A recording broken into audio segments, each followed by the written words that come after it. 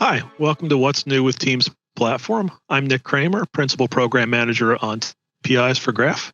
Joining me is Ojasvi.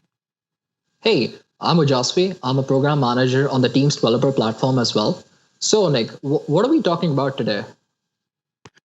Today we're talking about how you reduce friction with authentication and authorization, new capabilities for your bots, tabs, messaging extensions, and graph apps, how to make money on your Teams apps, how to improve developer productivity, and how to manage all these great apps we're developing.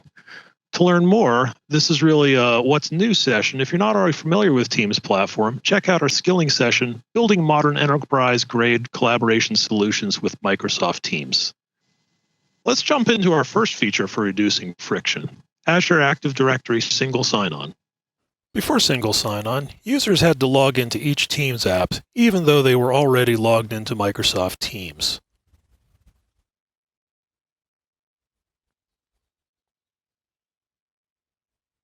With Single Sign-On, there's no need to log in again. And of course, Single Sign-In works on mobile as well, exactly as you'd expect. SSO simplifies authentication by allowing users to skip another login. Authorization is a separate beast. We'll talk about that shortly. Single sign-on will be released in two waves. First, we'll enable single sign-on for tabs, which, depending on when you're watching this video, is either coming soon or has already arrived. Check out the Teams developer blog for the very latest. We'll follow up that release with single sign-on for bots and messaging extensions. It's worth noting that single sign-on doesn't just simplify the end-user experience, it also simplifies the developer experience. You can now do authentication in a single API call. All you need to provide is two functions, what to do on success and what to do on failure, and Teams does the rest. To learn more about single sign-on, check out our skilling session, Tips for Teams Developers, Authentication and Proactive Messaging. We are also adding support for Azure Active Directory Conditional Access, enabling you to run apps and tabs even if your admin has set up conditional access policies requiring the use of a trusted device. We're pleased to announce the general availability of Granular permissions for the Teams Graph APIs. Until recently, most Teams Graph APIs required either Group.ReadWrite all or Group.Read all, two very powerful permissions. We've created 24 new permissions to give you the granularity you need. To illustrate that, with Group.ReadWrite all, you're giving the app access to all teams and all parts of the team. With granular permissions, you can narrow down that to a single row. This app gets access only to channel names, not team membership, not team messages, not any other team data. These permissions, while narrower in scope than Group.ReadWrite all, still require admin consent because they give access to all teams, and only admins can speak on behalf of that many teams. With resource-specific consent, you can narrow down that scope even further, giving the app access to only a single team. Let's see it in action. Before resource-specific consent, most Graph APIs for Microsoft Teams needed the consent of an admin. When the app's installed, it makes no mention of the graph permissions it requires. This app needs the ability to read channels, yet it's not mentioned here when you install it. And as a result, it later on needs consent, and you're not in a position to grant that consent because you're not an admin.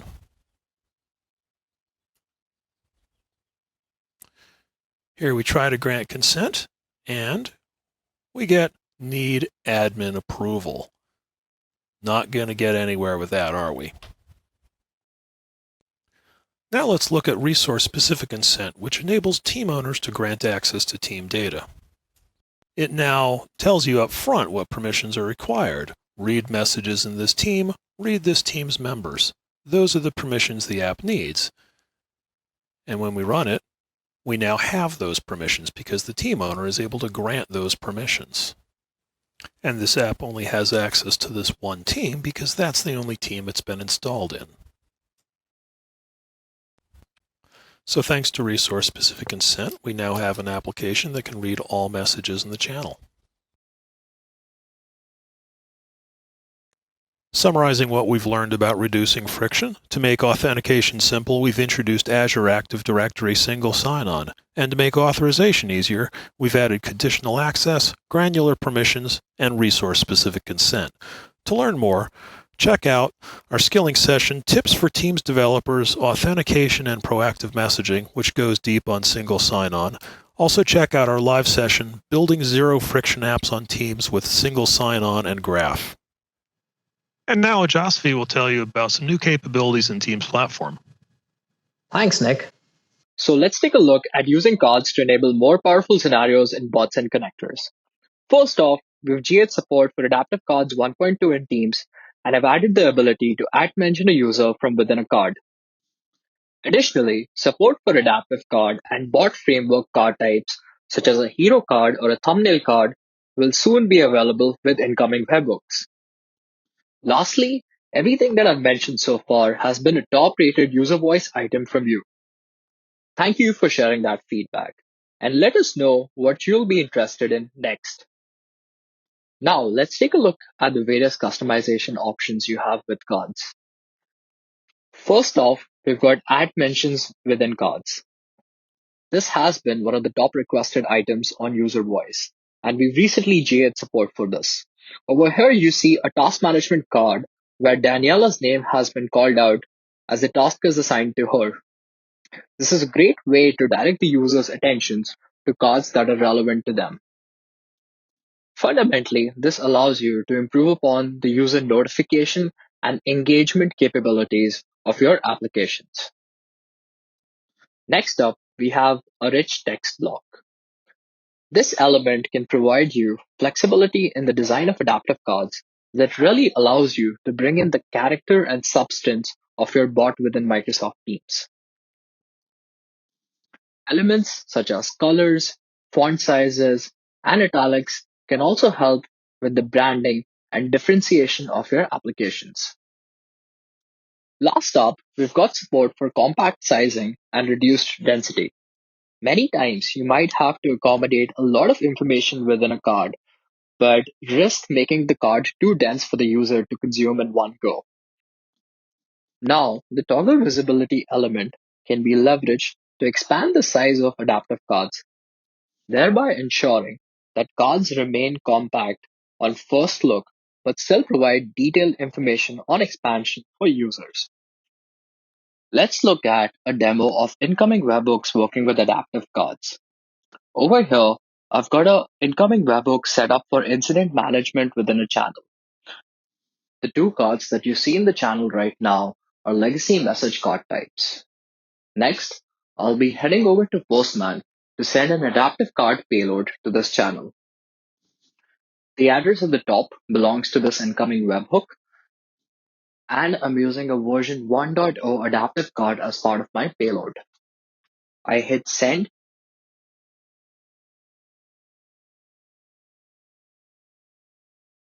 and yeah, there's the adaptive card inside a connector within Microsoft Teams. This support will be rolling out over the next month or so, and our hope is that it consolidates the card development story across incoming webhooks and bots for you. Feel free to leave us feedback on the Microsoft User Voice forums or our GitHub documentation about this functionality and what you'd like to see next. Next, on to mobile support. Device capabilities such as camera, location, and microphone that are native to mobile will be available as part of the Teams SDK by August this year. You can use them to seamlessly enable scenarios such as expense reporting from your bot within Microsoft Teams. Message extensions are an extensibility endpoint within Microsoft Teams that you can use to integrate your app directly within the chat pane. Consider message actions, for example. These are triggered directly from a message and can be used to enable scenarios such as creating tasks or work items following a discussion within a chat or a channel. And now, message actions will be available on mobile as well. Personal apps are Teams applications that focus on interactions with a single user. These can be conversational bots in a one-on-one conversation with a user, or personal tabs that provide a full-screen embedded web experience. We will be releasing mobile support for these soon as well. And now back over to Nick to talk more about Graph APIs and monetization for your apps in Teams. You can use the Graph APIs to create a subscription watching for new messages, allowing your app to refresh when new content is available.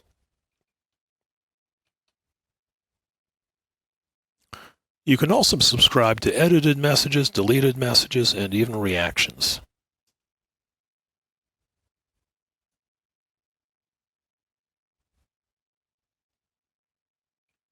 When you create a subscription, you specify what types of events you're interested in: new messages, edits, and deletes. You can subscribe to a single channel, or to a single chat thread, or to all channel messages or all chat threads. Those last two types of subscriptions are great for watching all messages in a tenant, perfect for creating data loss prevention apps and student safety apps. Gaggle recently launched their student safety app built on these APIs, and it's been wonderful to see the difference they've been able to make at such a critical time. We're also pleased to announce the imminent release of 3 new Graph APIs. The beta endpoint has supported sending channel messages and replying to channel messages for a while. We are adding that support to the V1 endpoint, as well as adding support for sending attachments. Similarly, the primary channel and files folder APIs were previously available in beta and allow you to find objects without making assumptions about naming. Primary channel lets you find the general channel without assuming it's called general, and files folder lets you find the SharePoint folder for a channel without assuming it has the same name as the channel.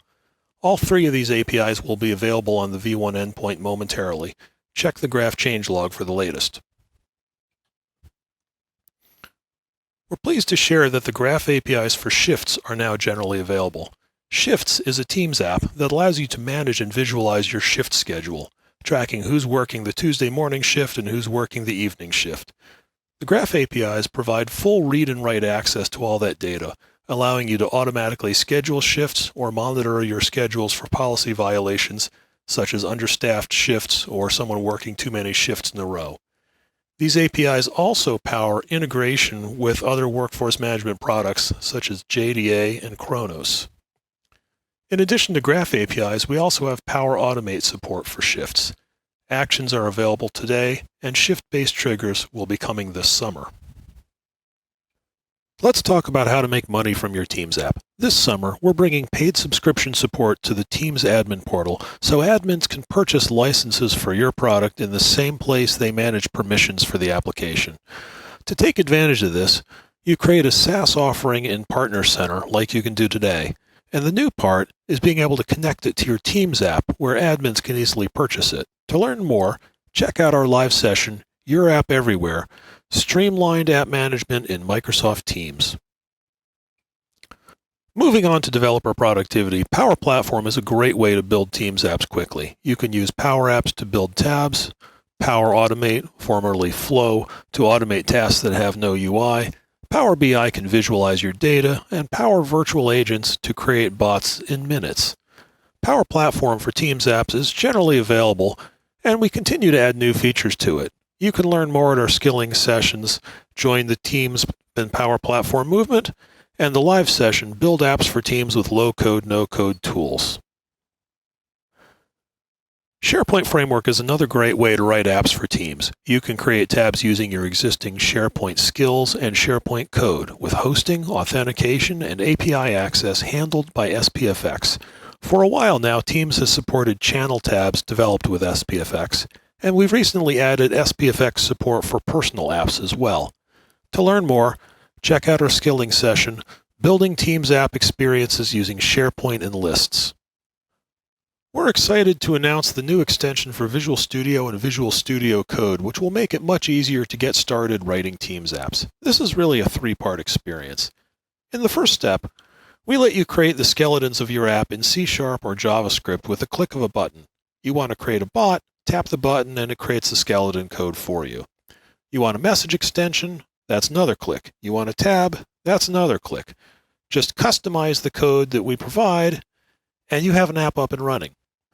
Once you've written the code, move on to step 2 to build and host it. App Studio helps you create an app manifest that describes your app, from icons and descriptions to app IDs and permissions. And we also help you set up an ngrok hosting environment so the team's services can call into your app under development. When you're ready to publish your app, there are several options. You can sideload your app directly into a team or personal scope. You can also publish your app to the tenant app catalog, and we'll talk more about that in a minute and the app submission work we're doing there. Finally, if you want to publish your app to the store, you can now run validation logic on your client machine. That same automated checks that the store runs, you can now do it locally, so you don't have to wait a week to hear about the most common problems that people run into when they submit apps. To learn more about the Visual Studio and Visual Studio Code extension, check out the live session, Getting Started Building for Microsoft Teams. Let's talk about that new app submission pipeline. Admins want to review the apps that are published in their tenant's app catalog, and there was no formalized process for getting those apps from the developer to the admin for that to review. You'd have to track down your admin and talk to them offline and beg and cajole them to review your app, and all the while your admin is juggling urgent messages from all the other developers doing the same ad hoc process.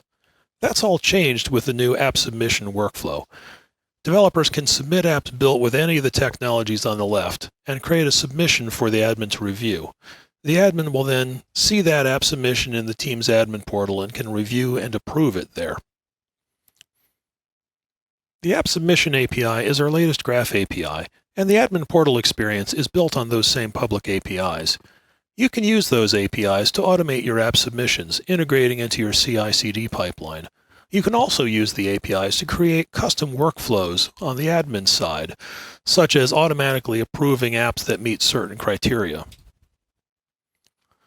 The Manage Apps page of the Teams Admin Center gives a unified view of all apps, both tenant-specific and store apps. It tells you which ones are approved, which ones are pending review, and which ones are blocked. It tells you what permissions the app needs, and soon what licenses it needs. And it lets you take information on that action, changing the approval status and permission status and licensing status of all these apps. To learn more about both the app submissions and the Teams Admin Center, check out our skilling session, Build, Deploy, and Manage Custom Teams Apps Effortlessly. Getting your app into the store or the tenant catalog is only half the battle. You also need to deploy that app across the organization and drive user adoption. Teams has long allowed users to add apps to teams and admins to create app setup policy to deploy apps across the organization. We're pleased to introduce an additional way to deploy apps through templates in Teams. Users will soon be able to choose from a variety of templates when creating a new team, and admins can create these templates for their organizations to surface relevant apps.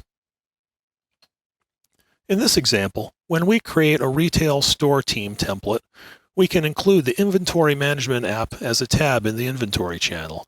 By packaging this app into the template, we can greatly increase its adoption by the relevant users. Now let's see what the relevant experience is for the end user. When they create a new team, they will see all the templates available to them. And when they deploy the template, the apps that come with it will be automatically installed.